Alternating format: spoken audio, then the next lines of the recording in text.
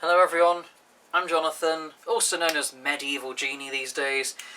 I thought I'd do a sort of an update and mention of an idea, something that is important for people who wish to get involved in blacksmithing, and that is to just ask when it comes to acquiring materials, because I found a really nice bit of steel. So any of you who've watched my channel before now will know that I have made swords.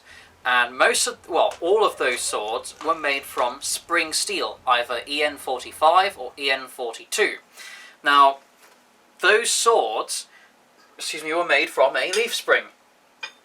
So that's material like this that I've got remaining, and I'll probably make a bill hook or something out of that. I've got a nice chunky piece here. I'll probably make it into a sword, bearing in mind I don't do stock removal, so instead of grinding the material, think like whittling wood or carving stone. I won't just remove material, I'll actually treat it like putty, forge it, squish it, twist it, bop it, no.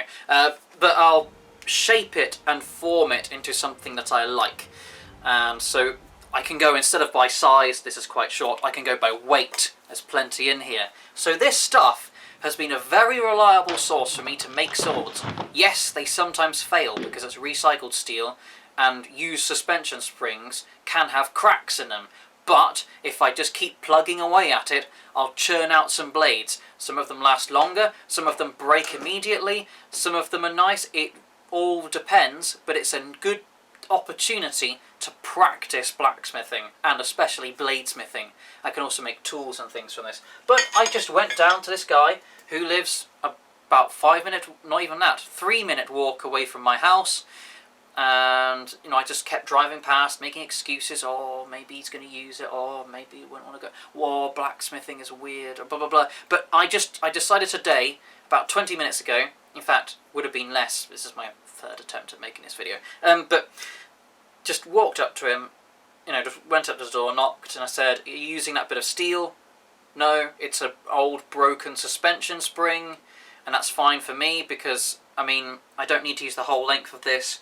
I could use half the length of this stuff and make a long sword, as a proper two-handed sword, out of the material of this. I won't though, because I haven't really got the skills and equipment and all that, but I can make plenty of stuff out of materials, even if it has cracked in half in one of the plates. And that's just one of the plates, I think the rest are fine. Even if the others aren't fine, and they've all got stress cracks. There's, in such a huge quantity of steel, there's bound to be something good in there. It's not badly rusty. I can only see the crack currently in one place. Fantastic. But yeah, point being, just go up to them, ask, get the stuff, because this is how most of my swords have been made. Just with stuff like this. Just go up, ask people, try to get the stuff, and yeah, that was what made the difference between me having never made a sword before and thinking this is never going to happen, to this point now, where I've now made 6 at the time of speaking, and probably more by the time some people watch this video. So yeah, get cracking, don't make excuses. Yes, it'll look weird, but you know what, if you can have an honest conversation with people and just say, you know what, I've got a hobby, I like making things out of metal, this stuff could be really useful to me if you're willing to part of it. Okay, great, have fun. Take it if you've got permission, and then enjoy the benefits, reap the rewards, and goodbye.